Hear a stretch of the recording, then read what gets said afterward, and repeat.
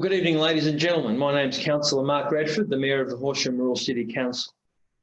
The Horsham Rural City Council acknowledges the 5 traditional owner groups of this land: the Watchabolik, Wagaya, Japakog, Jagwa and Jawajali people. We recognise the important and ongoing place that all Indigenous people hold in our community. We pay our respects to the elders, both past and present, and commit to working together in the spirit of mutual understanding and respect for the benefit of the broader community and future generations. Well, welcome to the Horsham Rural City Council COVID-19 information session. And it really is a great opportunity, a very timely opportunity, to share some factual information about the COVID-19 virus and its effect on our community. With us this evening is a special guest and an old friend of this community, is Dr Rob Grenfell. Dr Rob is a public health physician and is currently the Director of CSIRO's Health and Biosecurity Unit. Also with us tonight we have Miss Catherine Morley and Mrs Marie Woodhouse, and also Jenny Vague, Mrs Jenny Vague from the Wimmera Healthcare Group. And they'll be talking a little bit later on, answering some of those more local questions, particularly around our hospital and our local services, how they are coping with things. So to kick us off, I'll hand over to Dr Rob. And in a way, welcome back, Dr Rob. And it's great to see you. You have a very important role. By way of introduction, I think it would be fair to say that the anxiety level has certainly kicked up in the last few weeks in our community about the COVID-19. And so I think your presentation today is very timely. So on behalf of our community, welcome, Dr Rob. Look, thank you so much, Mark, and it's an absolute pleasure to be given the chance to actually talk about this, and hopefully for any of the questions that you have, we can have a crack at trying to answer those with the best available evidence. So I'm going to share the screen, which should come up now. So probably one of the things that's actually tough for people is to understand the experts, and it's interesting to be given that title, but we don't know a lot about this virus because it appeared suddenly on our place with, around about December sometime last year and went through. And what that often does is that when you hear from people like myself and others, particularly our politicians, is that what they tell you today may change tomorrow because they've actually learnt something more and the facts have changed as well. So that to a degree means that you're going, oh, hold on, I heard this the other day. Well, yes, we're actually learning all the time. And I'm going to take you on a journey on some of the things we've learned over this period of time. So let's get this to move. Now, this is actually a picture of the virus. This is a sample from the first case that came through to Melbourne. We call it Wuhan case 1, and it was isolated. The first growth isolation out of China was in fact actually by the Doherty laboratory down in Melbourne, which just happens to be the national reference laboratory. And we were able to get samples of that to take down to my laboratory that I manage down in Geelong at the Animal Reference Laboratory and grow this up to areas. Now that's very important because it allowed us to start journey in trying to solve it. So let's talk about coronaviruses. It's a family of viruses, and as a virus, we've met some of its, I guess, probably ugly cousins, which appeared a number of years ago. So SARS, sudden acute respiratory syndrome, appeared in Singapore and spread to Toronto in Canada around to the early stages of 2000.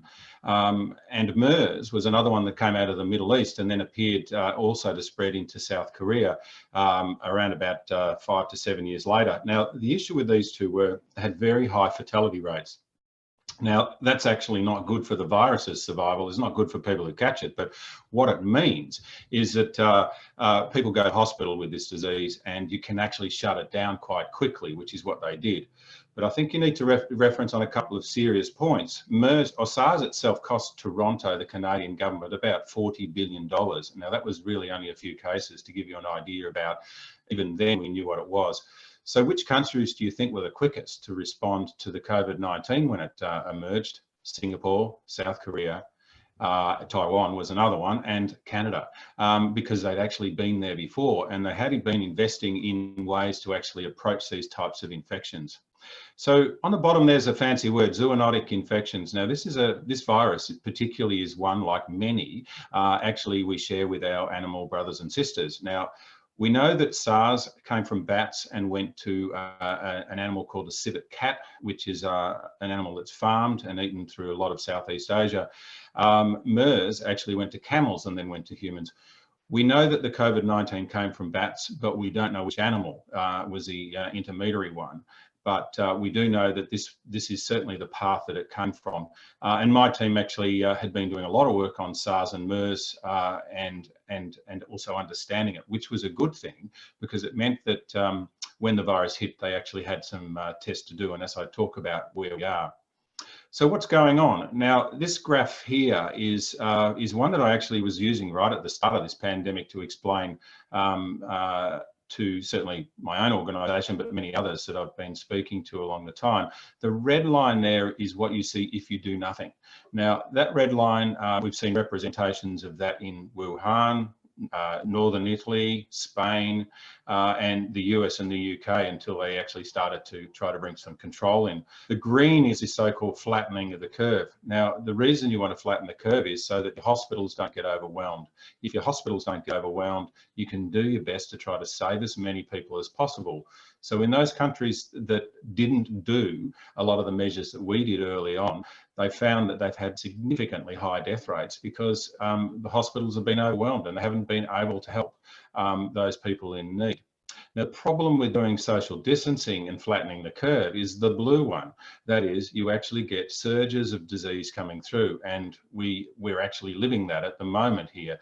And you know, this was predictable what was going to happen. Okay, the circumstances for how did this happen and all those we can make a lot of conjecture about. But the point is, this virus has not gone away. It's still here. It never went away. We just brought things under control, which to a degree gave us a little bit of complacency in our community. And it's important to understand that blue curve may repeat again.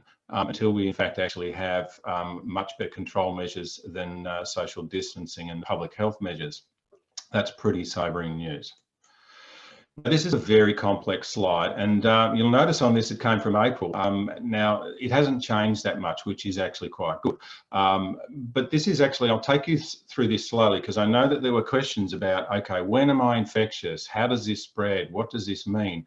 Now, the information that's coming to us is that first came out of China was quite sketchy, but to the credit of the Chinese specialists in there, they were publishing a lot of their information as soon as they could in international medical journals. So it wasn't hidden as much as people would like to say it was. We were getting this information very, very soon from early January and onward. The American data has certainly assisted us, and again, the doctors in places like New York have been explaining and doing studies on where they are. The Spanish, Italian, the English, they are all publishing information. So this has actually been global collaboration of getting the information out. So if you're exposed to the virus and you catch it, it takes around about 2 to 5 days to get symptomatic. That's if you do. It takes around about an average of 10 days to incubate. Now, what that means is that through that period, you may be infectious at the early stages, and it's touted that it could be 2 to 3 days and you're not actually symptomatic. That's scary. So that also means that if you've been in contact with somebody else who's got it, you really do need to be isolated as well. That's the reason why this virus is so cunning and can in fact actually take off. Now, through that period, the figures that are alarming, and these increase with age, and certainly, you know, as I've aged, a lot of the people at younger ages have become a lot younger. Now, what it means is you're not immune to this if you're a baby right through to an adult. The hospitalisation rates for anyone over the age of 45 or so on a world figure are somewhere around about 15+%. This is a serious disease. And certainly at lower ages, it can in fact actually be lower. So these are things that we actually need to look at. We hear a lot of stories of young people globally that are thinking, oh, well, it's going to be a mild disease and I'm not going to be that sick. Well, that could be true, but you're going to spread it. And if you spread it to your elderly relatives and they get severely ill and hospitalised, that's a serious problem. You'll notice on the side there's this figure that talks about reinfection. Now this is incredibly debated at the moment. We do not suspect that people do get reinfected, but we can't tell you that categorically that people can get it again in that setting. The other thing is that people are saying, oh, the virus is mutating. Now, my team has been and has just submitted an article to the Nature journal, which is one of the pivotal science journals in the world, on looking at the genetic code. And I can tell you that the changes in the genetic code of the coronavirus are not that significant to render it different from previous versions of it, which mean that vaccines that we're trying to develop will work for the targets and the drugs will still. That's actually good news. Coronaviruses aren't like influenza viruses, which really change radically every year, which means we have to change the vaccine. This one seems to be pretty stable, but we do know that it's very persistent on surfaces. It can survive for days on stainless steel, on wood, on fabrics, on glass, on all sorts of things. This is a really cunning enemy that we're actually fighting. So this is the reason why when we talk about what do you have to do as citizens, the idea of cleaning, washing hands and washing surfaces is very important. In Australia at the moment, recovery in intensive care is sitting around 80%, best in the world. That's an absolute fantastic testament to our health services. So whilst we've been seeing such things as only 40% surviving in intensive care, that's been in countries where they have had overwhelmed health services. So, you know, be encouraged by the services that we've got and be thankful you live in Australia. So what can you do for a virus? There are only three things after you do public health interventions, of which we have done an extremely good job in this country. You can produce vaccines. Now, vaccines are highly complex and they take up to 10 to 20 years to produce. And you're going, oh my goodness, that's not good news. All right, but I do have good news. I like to be an optimist. And Mark knows I'm an optimist, and even when things aren't that good, he knows that I'll still be an optimist. Therapeutics, that is drugs. Drugs are also difficult to make and they can take 10 to 20 years. Now, for those of you that have been following some of these diseases as they've come out, HIV and hepatitis C are two diseases that came and hit us as epidemics through the 1980s and onwards. They haven't got vaccines, but they have got very effective drugs that are actually managing and controlling those epidemics. So that's fantastic. Diagnostics is the other one. And now you've probably heard so much information about tests and tests don't work, or these tests work, or we should be doing that test. We've had to invent these tests from January. So that's why there's a lot of mixed messages getting there about tests. At the moment, the gold standard test is one that looks for genetic material of the virus. Now, that's fantastic. It's really accurate. It has taken a bit of time to do this, and some of that's due to the availability of tests and the way that the tests have been, in fact, actually processed. But we really have done an incredible job in this country with the number of testing and the testing rates. Again, you know, borrowing the words of that great international orator, best in world. Best in world. We are actually probably the best in the world for testing. So this is actually really good. Tests for antibodies are very questionable. At the moment, the accuracy of those tests is still a matter of academic discussion. The value of antibody tests is really for a research setting. So in one sense, we still need to understand what they mean, because you've probably read reports where the antibodies start to decrease as people get on. So what's the value of this test? We may know about the value of this test over the next few months, but it may be longer.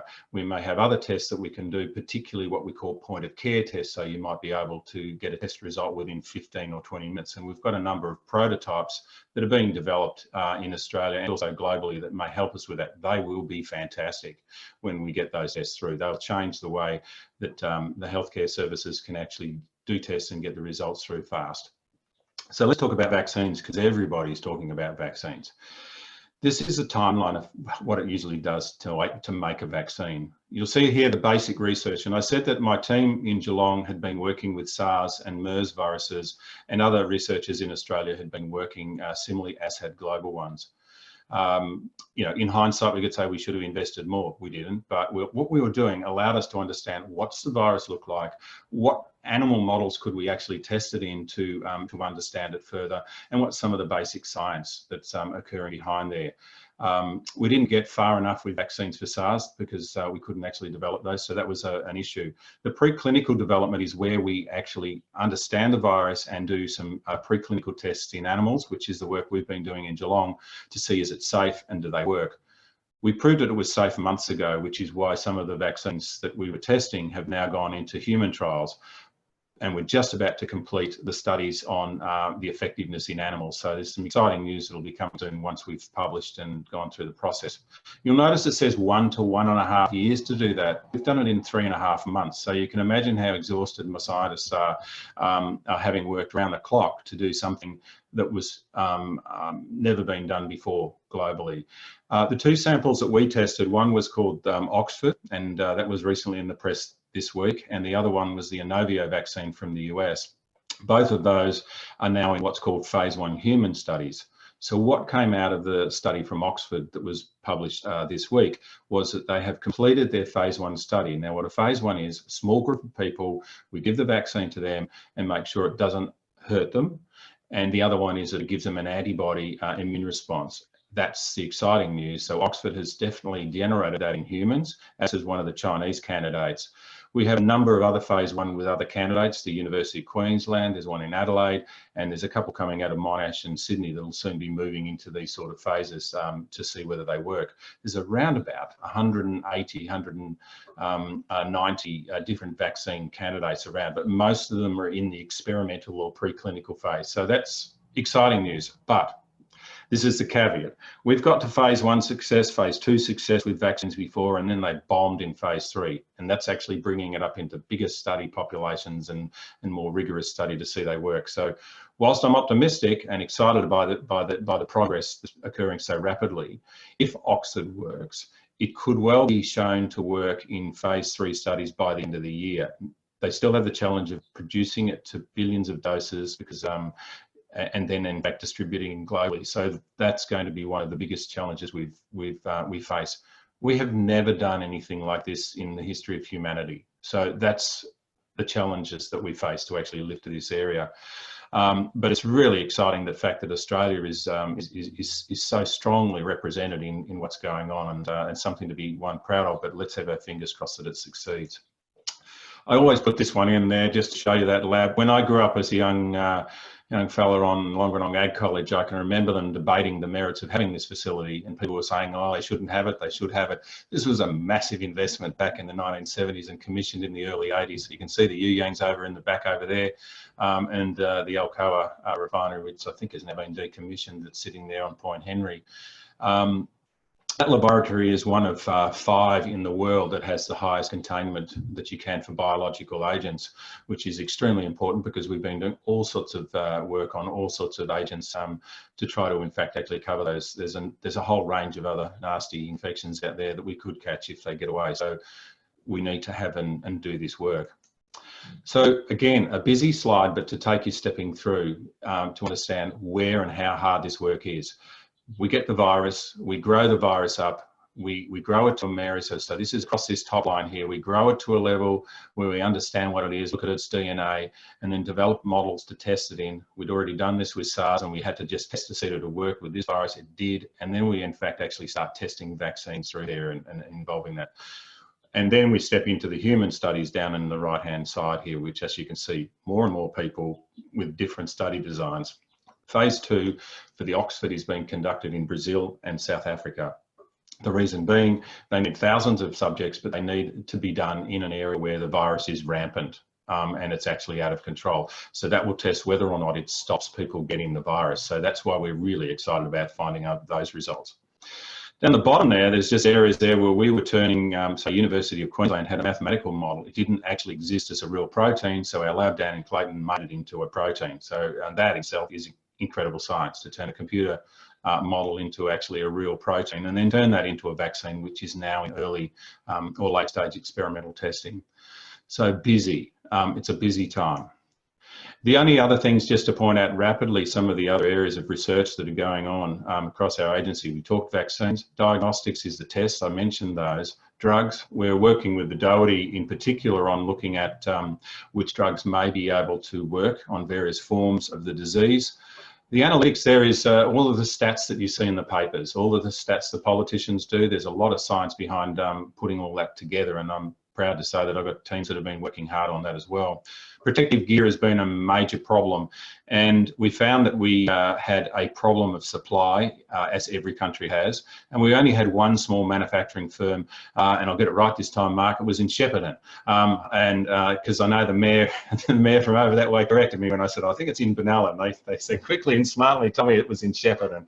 So we've been working with our manufacturing group down in Geelong to look at poly wool blends to see about them being actually protective, and we're almost at the final stages of validating those, and that means that we can then switch over some of our manufacturing factories here in, clothing factories in here to do this with this particular blend of poly. And you've probably seen Brett Sutton tell you how you can make masks at home themselves. They themselves on those 3 layers do have protection, but you wouldn't be using those in an operation with Catherine's team in the theatre. That's not what they're designed for, but they do reduce the spread of what you're on. The sterilisation work, and there's a lot of this that's been going on, and we're very lucky. This virus does not like soap and water, so your grandma was right. This virus does not like alcohol solutions, so the hand sanitizers work, and it certainly doesn't like bleach. And I always point out, do not drink the bleach or inject it. It is not safe, but you need to use bleach, dilute it to what it says on the packet and spray it on surfaces. It's as good as any other surface cleanser. That's fantastic news because they're all cheap. Preventative health, this is one thing that I do like to point out, is because of the lockdown and because of the fear of going outside and catching this, so many people have not been getting their usual diseases managed properly. We're seeing people not doing their diabetes checks, not doing their heart checks, and most definitely we've seen a plummet in the diagnosis of cancers. That means that people are not getting their cancer screening done. Now, this needs to be, in fact, actually rectified. The other part is mental health is the other part. I don't feel very good either at the moment because the second lockdown is really, really a downer. It's and thinking about how people who are lonely, who are alone, or who have mental conditions going into this is a seriously bad time for preventive health strategies and how we deliver the health as to where it is. The bottom one there is we're already started work on what are we going to do next. It's going to be a phenomenal discussion as it goes on. So I just thought I'd finish on these. The website address at the top there, it's pretty simple. If you go to the Federal Health Government site and look for coronavirus advice, it'll come up. You don't really need to copy that whole address there. I cannot stress this more, and I know that the Premier was doing this and has done this consistently. Good hygiene, and that is washing your hands frequently when you're outside and you're in areas that are not in your own house, covering up your coughs and cleaning around your workplace and communal areas. And I've just sort of mentioned what you can use to do that. The physical distancing works, and we saw that work in the first lockdown.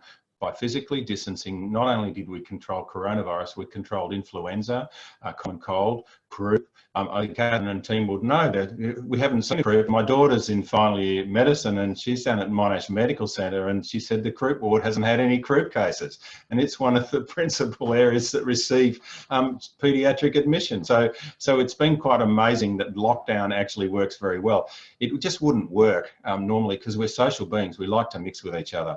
Public gatherings, understanding that even in your own home or with people coming into your own home, that actually is a risk, and how it works. And the isolation. Now, the isolation, we heard the desperate plea of the Premier last night.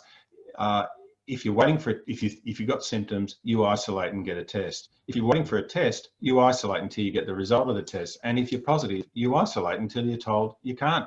You can stop isolating. It's pretty simple, but people are not getting this. And those figures that he presented yesterday were just frightening. And so, again, I think in one sense that the one thing we have to keep urging is take this seriously. This is a serious disease, because what's appearing now as to what this disease does to you in the long term, there are a lot of people getting permanent fatigue, lung damage, kidney damage, heart damage, even also neurological damage, strokes, and also clotting problems. It is not a nice disease to catch. And the important thing is don't catch it. And in fact, start behaving yourself, which is really a message that I cannot stress too much. And the quarantine, as to who goes into quarantine and where they go into quarantine and what to do when you're living with it, is all the advice you need that are on the government sites. And it certainly is good common sense. So I'm going to stop there, Mark, and open up for a series of questions as to where they stand. Yeah. So, Rob, just we've got a few questions coming in. We've also got some pre-questions. Can you just give us an idea? Similar events like this did happen 100 years ago. Can you give us any lessons from over the time that we have learnt from these things? Yeah, look, I as a public health physician, so a lot of people probably didn't know that whilst I was a GP here, I was also a public health specialist, and I was doing a lot of regional, state and even national public health projects. And when you study public health, you study the history of pandemics. And every time we have a pandemic, we have social disruption, we have riots and community disharmony. We're seeing that across the globe. We're seeing all sorts of mischievous behaviour from nation states, but also protests for all sorts of reasons and disquiet.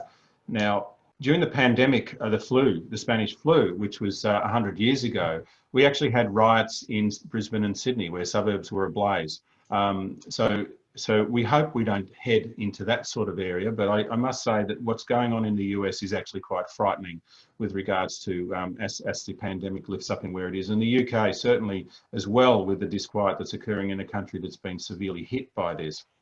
The other things that we learned was it took around about 3+ years for people's behaviours to in fact start to move back to what they were doing beforehand. Reading accounts of mothers who just didn't want their children to go mixing in crowds for up to 3 years after this, because the fatality rate from the Spanish flu was quite high. And I guess for us, because we've been so good at controlling this and our fatality rate, most of us don't know someone who's got the disease or affected by it. Most of us certainly don't know someone who's died from it. It's not as real as it is for, say, my friends and colleagues in New York, or those who I've also talking with across Europe in settings in the UK. So I think in one sense, the complacency and denial are actually a reflection of what you see and what you don't see.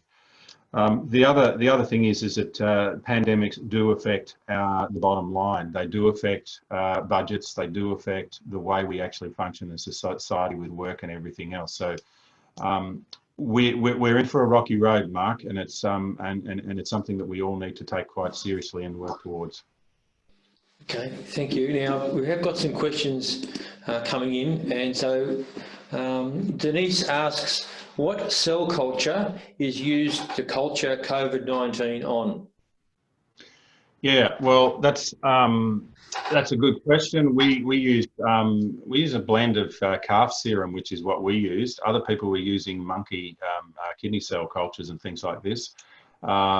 If you're a devotee of pandemic films, Contagion's probably the closest one. At least we had to find cells that the virus wouldn't kill in the first instance. That's one of the tests. That's one of the hardest parts. And once that was done, a number of people have grown them in another. So we have banks of cell cultures in our laboratory, which we use for various diseases to do that. But the one that we've been using is a calf serum at this stage. Okay, good. Thank you. And Denise also asks, is the number of positive tests from people totally asymptomatic rather indicative of false positive, i.e. the sensitivity of the test is inadequate? Great question. So a lot of tests have what's called a false positive and a false negative rate. The good thing about the so-called PCR or the gene tests is that they have very, very high sensitivity and very, very high specificity. Now, both of those mean they have low false positive and low false negative rates. But yes, when you're doing thousands and thousands of a test, even a 0.0001 false positive rate, or they're probably around about 0.01, will still have many people that will actually have a false positive. The answer there is that if you actually still dispute that your test was positive, you have another one. A couple of days later. That's the simplest way we resolve that situation clinically. And the most important thing is we don't have too many high false negatives. False negatives. Because if you have too high false negatives, that means people who have got it are actually out there and they think they haven't got it. So that's the issue about where it is. Now, that's been the problem with a lot of the antibody tests, because they're just not accurate enough to actually use in a clinical setting yet, because there's too high a rate of false positives and false negatives. Okay, good, thank you. Here's another one. Do the antibodies from the Oxford phase vaccine study actually kill the COVID-19 in culture? Great question. So the Oxford team can't answer that question, and my team can, and I can't tell you because we're actually still waiting to publish our results. But I guess if you see the smile on the face, you probably actually worked out that in ferrets, I can probably tell you, or at least you can assume the answer, but I'm not going to tell you yet. It'll be a media scoop. Okay, good. Thank you, Rob. Great presentation, clear, concise and comprehensive. Do you have any advice about effective messaging to boost understanding and compliance with behavioural interventions in the general public? Yeah. Again, it's repeated messaging. Think about some of the great messages that we've had on smoking control in this country. It's taken us from, the 1970s to about now to get our smoking rates down to about 11% across there, but people still smoke where they can't smoke. And the challenge we've got to that. And as a GP, the hardest part was telling people, you just need to do a bit of exercise and maybe you don't need to eat as much as what you're eating. We know as humans that we'll take some of the advice, and if I don't want to do it all, I won't do it.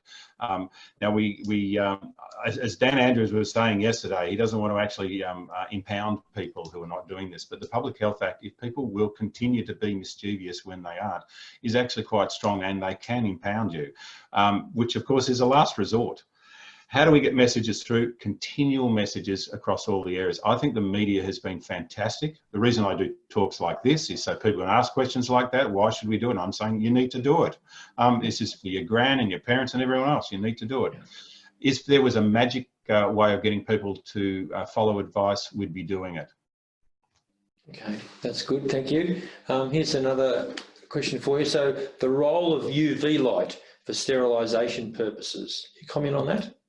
Yeah, there are a number of, you've got to get the right spectrum, and that's really only available and useful in industrial settings. So there are a number of UV sterilising systems that are used by some of the fancy ones that are actually using robotics going through and sterilising, say, operating theatres and others. At this moment, it's not really as cost effective in that manner, but some other industries do use this because it can be actually quite dangerous with the wavelength of UV that you actually need. So not those sort of purple lights, they do nothing. So don't even bother with them. It's really the commercial applications which a human cannot be in the room with. Okay, good, thank you. Read the recent roller coaster surges. What conclusion can be drawn from this? Yes, well, asking a question like this means how despondent do you get? The answer is until we have an effective vaccine, which certainly doesn't look like it'll be, if everything goes well, we certainly won't find that starting to seep into general use in the early parts to the mid part of next year, means that we will be getting surges in repeated basis. And that means that this is going to become part of what we actually have to do, is that when we get surges and case tracking and others. And that's a pretty negative answer, Mark, but the answer there is that this is the reality at the moment until we can get this under control. Yeah, and that ties in with Chris's question, the next one. What's the long-term aim? How long are we expecting to deal with this thing? Yeah, and like I said, if we're lucky and we get a vaccine through and it starts being administered across the world, and particularly in Australia, we may find ourselves freeing things up. But sort of bear in mind, there's 25+ million of us, and there's certainly a way of doing it. Say Oxford's a two-step. That means that's a lot of vaccine doses we've got to do, and administering and immunising a whole population is not an easy task. So that's sort of the mechanics of doing all this is the stuff that's going to hold it back. We will be social distancing and avoiding trying to contaminate ourselves and our friends and families for a good time through next year, even in a positive scenario. Okay, thank you. And just for the viewers, we'll be going to the hospital people shortly for Catherine and her team. I'm keeping an eye on the time, so we'll keep doing the questions for a little bit longer, and then we'll cross to Catherine. Hugh asked the question: what is the pathophysiology of the virus and its effect on the human body? Sure. The virus itself, those little spikes, cute spikes you saw on the picture, they actually bind with a thing called the ACE2 receptor, which we actually have on our lungs. And the ACE2 receptors are actually found in many other organs as well. So by binding to those, it then enters the cells and then enters the body. It doesn't really hang around in the blood and the serum that long. It actually really hangs around more in the tissue. So it certainly binds into the lungs. And at that point, your immune system, by around about day 10, recognises that something is untoward is going on. And what it starts doing then is starts attacking the cells that have got the virus in it, which are your cells, and therefore your lung damage gets worse. That's what they call the cytokine storm. Now, also the ACE2s are found in a number of other areas, parts of the brain, the heart, kidneys, liver, and also in a few other organs where in fact it would do that. So in a sense, the virus infiltrates your body. Your immune system takes 10 plus days to recognize something's going on, and then you enter into, if you are, a serious phase of infection where your body is starting to cause harm to you. And the lung damage is particularly the one that leads people to need respiratory support in intensive care and others. So, and what you wait for at the end of that is for the body to slow down its overzealous attempt to get rid of the virus, and then you settle down and get stable so you can come out of intensive care or hospital. So it's really a wait and watch and support sort of episode with the virus. Okay, good, thank you. Kevin asks, how can we improve local contact tracing? There are delays occurring which seem as unreasonable. Do you have a comment about the tracing? We've never had such an army of contact tracers that we've mobilised at the moment. And at this stage, there are tens of thousands of contact tracers, I've been told, and they're recruiting more to look and assist in chasing those cases down. So the reason that it looks like we're shortchanged is we've never done this before, and we're actually training and mobilising contact tracers as we speak to try to take on the effort to do this. And I'd make a call out to all of the contact tracers out there that unbelievable job that they've been doing, and no other country has done what we've been doing with our contact tracers as to where we're standing. Okay, good, thank you. Julie asks, should we be all wearing face masks when we're in town doing shopping in Horsham? Yes, and I'm not going to be too derisive in this, but every time I go into Horsham, which is as infrequent as possible, there's a reason why the doctor who knows a lot about infectious diseases is hiding in Natimuk. As I told you, Mark, when you were putting in the heater for me, there's only 500 people here, and the chance of actually running into anyone in the street is not very high. When I go shopping in Horsham, I'm actually dismayed by how close people are. I'm dismayed by how close people are actually staying face to face, talking with each other. Maybe that we've got a lot of deaf farmers in the community, and everyone's sort of moving in close to hear each other. The reason is, and the answer here is, yes, I would be wearing a mask where I could not adequately social distance, and that includes when I'm shopping. If you saw me in the streets last Friday, I was wearing a mask. Okay, good, thank you. Now the next one's a good one. I'm taking you back to your GP days in Horsham, and you're also a dad, so you've got children as well. And it's important we get the right message to our young people, particularly who are worried about this thing. So young Liam has sent a question in, which I'm going to ask you Liam's question in a minute, but I'd also like you to comment on what are the messages for our children that we should be telling them at this time, and realising that there is worry around. So the question from Liam, he says, could heaps of people who are asymptomatic be spreading the virus everywhere? Yeah, great question, Liam. The answer is yes. And that's what we call about these super spreaders. So, a group of young people go to a party and they come back with the virus, and they incubate it, and then they can spread it to others, and they're not actually sick. They don't know they've got it. So that is actually how this virus is doing a lot of its spreading from the asymptomatic, and that comes from people actually exposing themselves untowardly towards other people who may have the virus. So that's the reason why we're going for lockdown. The other thing as a call out to Liam is it's times like this, and for those of us that sort of lived through the nuclear times, you know, the Bay of Pigs and all those other things with the Cuban crisis, and how fearful we were of a nuclear holocaust. This itself is also going to pay out to children with regards to how stressed they are. And so I certainly think that parents should be paying a lot of attention to their children as to how stressed or overwhelmed they may be to this, because it's extremely hard not to be obsessing about what are the latest figures, who's got it, or what will it mean. You know, children along their various development stages can certainly you know, blame themselves. Even like 10-year-olds will blame themselves for things happening around them. It's a matter of actually, you know, again, working with your kids, being honest with them, but also assisting them through very, very stressful times, because, you know, they haven't been able to cuddle grandma and grandpa. I mean, grandma and grandpa are hurting, but the kids are hurting too. Yeah. They didn't have a proper school holiday, or they're not even at school.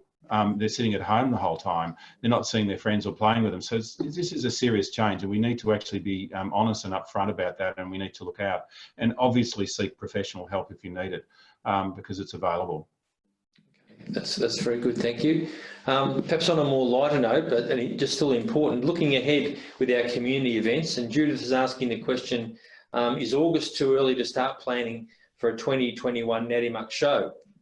Yeah, Judith, I knew you were going to come to this because you gave me the question, and in fact, I knew that you were going to be on the call, and I was only going to put up a couple of the pictures I had from the nude calendar behind me, but I thought I better not. So for those of you that don't know, Judith is the famous show secretary that made us bear all for Natimuk show fundraiser. I've never lived that one down, Judith, but it's fine. I've still got a good sense of humour about it. Now, would I be planning this? I can't give you a positive answer on that, Judith, because we're going to get surges continuing on. Will we have a show in March? I don't have an answer for that. Will we be actually opened up and having a show like we used to? The answer is probably not, if you're a betting person. But let's be positive about the show and show spirit. How else could we have a show where we could actually be safe if the virus is still in the community? That's one way of looking at it. But the reality here is, it's unlikely that we will have things under control over the next 12 months that would allow us to have very large events. And that's not good news to hear, is it? Good, thank you. And I'm going to ask you one more off the list, and then we'll go to Catherine and the team. Fantastic. How's the balance? Keeping economy ticking, is herd immunity a consideration? Maintaining the basics, understand this, but if no vaccine, can we roll the dice? Yeah, there's a few things there. Yep. So there's an ethical question.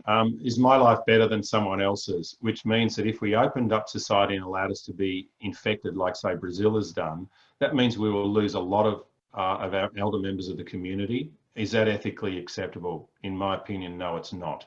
But it also means that people even over the age of 45 could die as well. So this virus in countries where it's been allowed to go free has in fact actually killed productive, active, working people with young kids, families and others. And this has been a global issue where people haven't controlled it. So there's a very solid reason, and I do certainly applaud the way that our governments have come together to bring this under control, to protect all Australians equally, which is in fact actually the best thing that we can do. That's what makes you proud to be Australian, Mark, I think, in that setting. On the other side, herd immunity, you've got to get to about 80% coverage. Now, about the only place on the planet that I've heard about where this has might have got to is the suburb of Queens in New York. And they've sort of reached that magical figure of around about 80% immunity, but at what cost? Tens of thousands of deaths. So in one sense, no. And the other thing is human behavior is once people start dying around you, even countries like Brazil, they found that the economy slows down, goes sluggish, and people stop. And they stop going outside because they don't want to catch it. Even if their government says, you know, keep the economy going, people don't do it because they don't want to die. So it doesn't work in that sort of setting. So is herd immunity possible? No. It will take a long time before we have herd immunity of any consequence, like we do say with influenza and things like that. It's not going to happen. And with the economy, I agree, it's a real problem because I'm old enough to have lived through the last significant recession, the so-called tech wreck of the 80s to the 90s, had friends that lost jobs, cars, houses, mortgages, all sorts of things like this. And this is worse than that. And we are going to see a lot of stress here. And as a society, we are going to have to actually reappraise and balance what we do. And, you know, from a council's perspective, your job, we have you there as council to actually support all the citizens across the rural city. So there's going to be a lot of work we're going to actually have to do to make sure that we protect and support and help the broader community. Big job ahead of us, Mark. Yeah, good, thank you. So what we're going to do now, we're going to cross to Catherine and her team. Catherine, if you can give a bit of an update of what's happening in your patch at the hospital. And also I'm aware that we did receive some questions in advance of tonight's session, which I've got here. So we'll go to them a little bit later on. So over to you, Catherine, if you could just give us a little bit of update of how things are progressing at our hospital. Thank you. Our team at our hospital are working exceptionally hard and exceptionally well to support our community to keep well and to support them at this anxious time, as Rob's spoken about quite eloquently, in how to deal with COVID or suspected COVID. And our job is to keep our team well, because you need our team to be well. You need us to have as many people on the front line as possible, but also to keep you well as well. And so we've got a number of initiatives going. I suppose the big one, which is on one of the questions, is about access to that testing and how do we go about getting that testing to be easier to access and to have it in a more timely manner. And I'm really pleased to say that the Department of Health and Human Services have been working hard with us, and we've got the Australian Defence Force arriving tomorrow to support us to expand the service. So we'll have a drive-through service commencing on Saturday, and the 6 Defence Force people will be here for at least 3 weeks, but will be able to be extended. So we've spoken to them today. They're experienced people who have been involved in this process in Melbourne and in Shepparton and Bendigo, and they're coming to help us make sure we can get the numbers through. The council came to help us with traffic flow, so we think we've got it sorted, and it'll be advertised and people will be able to come and be tested. We're still doing symptomatic testing. Not asymptomatic testing. We work with the department to ensure that we follow their guidelines at all time, and it's symptomatic testing. The other thing that people are worried about is our current cases, and unfortunately we have some, and that's okay. And what we're doing is working with the department to get that contact testing happening. And anyone who has been identified as a close contact will have been contacted by the department, and there's a process in place for them to be tested. So if they've got symptoms, they come down straight away and get tested and go home and isolate. If they haven't got testing, they isolate and then they come on day 11 and get tested. That's per the process that the department have set. So we'll have availability of people to follow that process if they're a close contact, and we'll keep working with our community to ensure that they have access to be tested and to follow the department guidelines. But the information we really just want our community to do is just assume that COVID's in our community, because it is, and follow the rules that are very clear. Wash your hands, clean your house and everything you touch, wear a mask when you're out in the community, and if you're not well, stay home, get tested, and then stay home. Because if you don't do that, you will be contributing to the spread, and that's not what we need at this point in time as a health service. Okay, good, thank you, Catherine. Now, you've got with you there Marie and Jenny. So perhaps, Marie, could you just give us an idea what your responsibilities are at the hospital, and any other comments you want to make, and then I'll ask Jenny the same. Yep, so my role, I'm the Director of Clinical Services, and I'm responsible for the inpatient areas of the hospital, and including the assessment clinic. So I guess, one of our challenges is, and Rob mentioned this as well, our numbers in emergency have been down over the last few months, and we are worried that people who are unwell or have chronic illness aren't going to their regular appointments, and then when they do present to us, they are sicker. And so I guess, we want people who have any sort of symptoms to follow the rules. From Saturday, the drive-through clinic will be open and you won't need appointments. That's where you go to be tested. We don't want people turning up that need testing to our emergency department, because it exposes our team. If you're unwell and you need emergency care, of course, that's what that department is for. But as Catherine alluded to, you know, we're trying very hard as well to keep our team members safe so that we can turn up to work. Good, thank you, Marie. Jenny? Thanks, Mark. Well, I'm one of 4 infection control nurses at the hospital, and for years we've been attending conferences on pandemic planning, and every time it comes up we roll our eyes and we'd be like, oh yeah, you know. Well, clearly that's paid off because now we're in the middle of it. So our role has just been huge since March. I work with 3 other amazing women who are doing a great job, and our main goal is to keep our staff safe.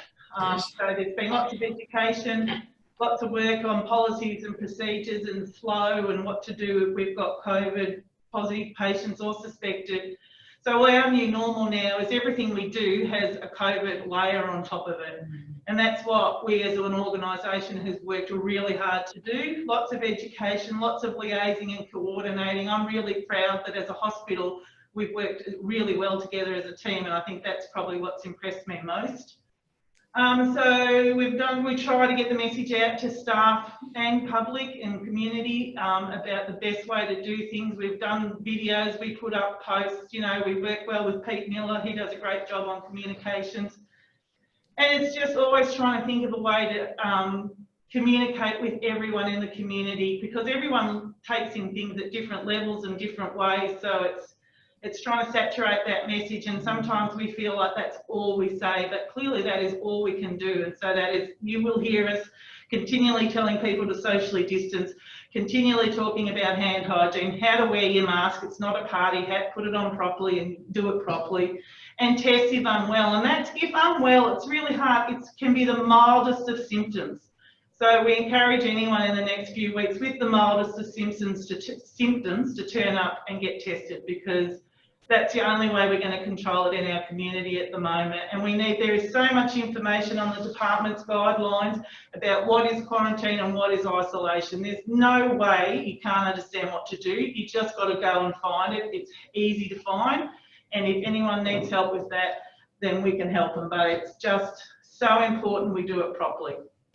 Okay, that's very good. Thank you, Jenny. Okay, so we've got some questions which were we received in advance. There's a couple of them are probably tied together in the fact that requesting information, should the community be told more about when and where and how different people are, you know, realising we've got the virus here. And I understand there are restrictions about how much information can be released to the public, but I think you would agree that that can be frustrating. Did someone want to comment on that, please? It is frustrating, but we can't breach privacy and confidentiality of any patients that have come to here. And if it was your loved one, you wouldn't want us to be breaching privacy and confidentiality about that. So we won't compromise on not breaching that. Our suggestion is to the community is just be of the understanding that COVID's out there, and expect that someone you know may have it, and you need to follow the guidelines to physically distance, wear a mask, wash your hands, yep. And just assume that it's in our community. It doesn't matter if they're from Melbourne or from Horsham, it's in our community now. Okay, good, thank you. Dr Rob, this could be a question for you. As we are told COVID-19 travels through the air, is it being drawn into the return air of air conditioning systems? Yeah, look, that's been a question that we've been attempting and trying to answer from a whole way off. I've been party to seeing some of the studies done that the airlines did in the first instance. Anything that's got a HEPA or a fine mesh filter attached to it is generally going to filter those things straight out. The other thing that you've probably heard more and more about is the idea of heavy particles and fine particles and mist particles holding in. This is the reason why in closed areas with people who are not usually around and you can't distance from, you should wear a mask, or you should get out of that situation. So it's really more the close contact and the prolonged close contact that's actually the important part here. Depending on the maintenance of the filters on the system, there's a whole lot of variables there to answer that sort of question, Mark. So it's a lot of those fabric filters on there, if they're clean and they're fine mesh, they'll probably be doing a pretty good job. But again, it comes back to minimising the time that you're actually around people who could be carrying the virus, particularly in confined spaces. So if you want to have a chat with your neighbours and things like that, you do that outside. It's far easier that way by standing there, and you minimise the times that you're together. Now that makes it a problem for workplaces.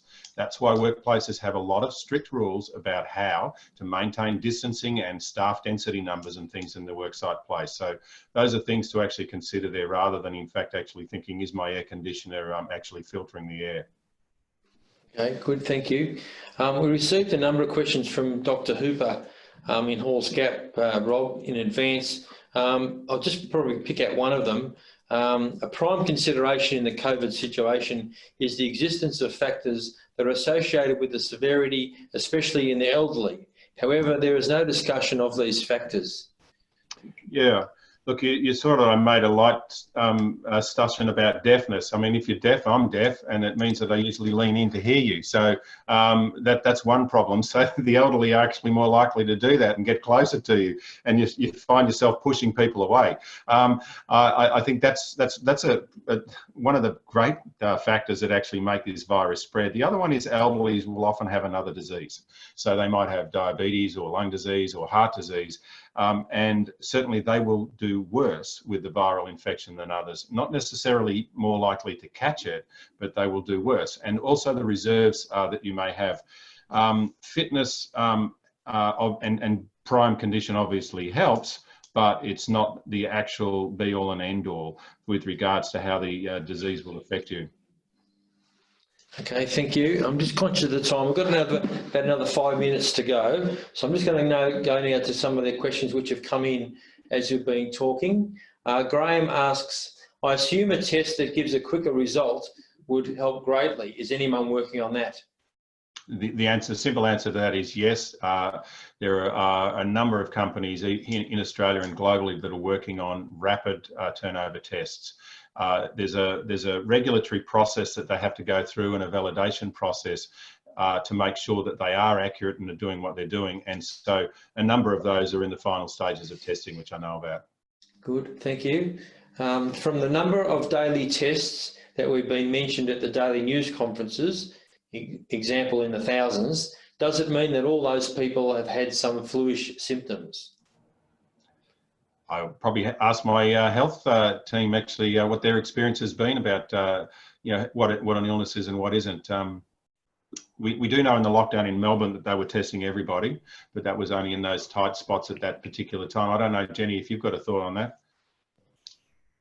We've had a few times where we've done asymptomatic testing as directed by the department.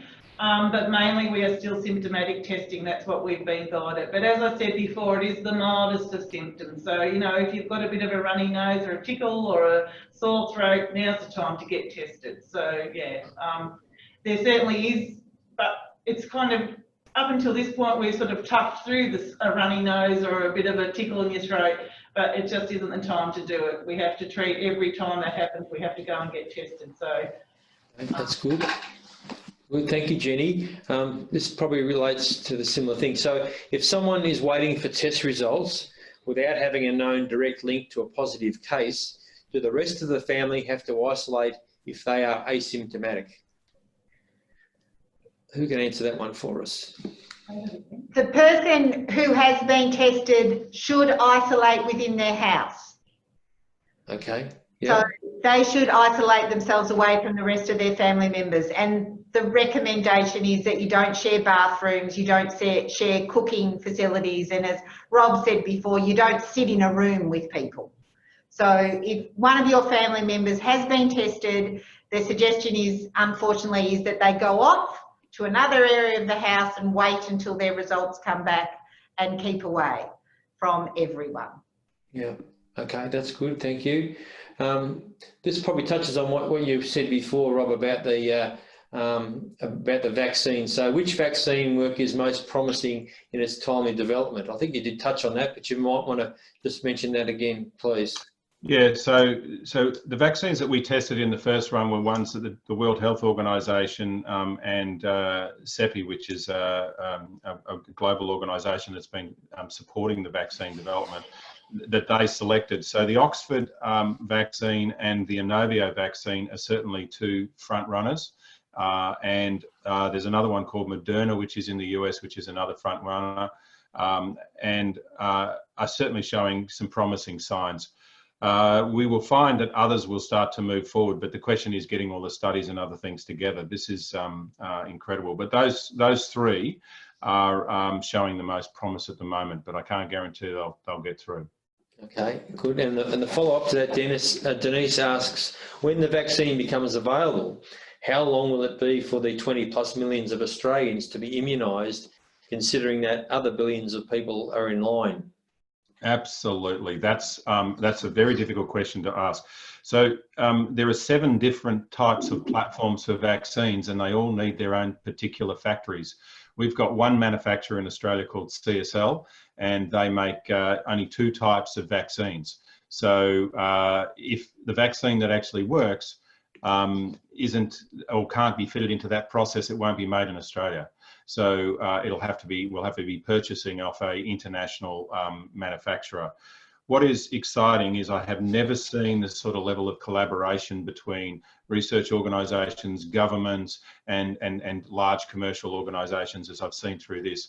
And already the large companies are working out how are they going to in fact actually manufacture which vaccine if they're successful. But again, it's like trying to back the winner in the Melbourne Cup. You know, you don't know which one's going to win, and you could lose all your money if you threw it all down at the wrong time. So you know, we do need to know which ones are actually going to do that before we make significantly big investments on switching on factories to make these. Okay, good, thank you. A final question from Alicia. If you've had a negative test result and a week or 2 has passed and still have some symptoms such as a mild sore throat or a cough, should you be retested? Probably that's a Catherine. One of your team like to answer that, please. We all said yes. All said yes. Okay. Uniform yes. Andrew has just asked an extra little question. Dr. Rob, what are the chances of football season next year? Oh, you're making me weep here. You're actually making me weep. I know how important the footy is to all of our small towns and communities around here, and I unfortunately can't. I can't give you a positive answer. I'd like to make it as negative possible, Mark, but I can't give any guarantees. We're just going to have to wait and see what happens with this virus. It's still going to be around at that time. We're seeing the AFL do an amazing job at keeping us amused with watching our teams make fools of themselves, all in other states. But you know, community football, community sport is vital for the strength and well-being of our communities. But we're going to have to keep working out how we might do it so it's safe. And at this stage, I don't see a way of doing that, Mark. Okay, all right. So, Rob, before we wrap up, is there any final comments or statements you'd like to make to our community? Well, I think the 4 of us would probably say in unison, wash your hands, cough into your elbow, clean your surfaces, and maintain your distance from everyone else, and wear a mask when you cannot in public. So I think in one sense, you know, I'm getting the nods from the hospital and they didn't pay me to do this. All right. Rob, thank you so much for your time, and Catherine and Marie and Jenny, we appreciate that. Also acknowledge the work of the council staff which have helped make this happen today, and Cameron's is out there making this all, pulling it all together, so I acknowledge the work of those other people, and I thank particularly the people who have joined in with us today, lodged their questions. We got through most of the questions, but not quite all of them, and so we will make an opportunity perhaps to answer some of those other questions via the council Facebook site if we can. So thank you very much for joining us, and stay safe. Thank you.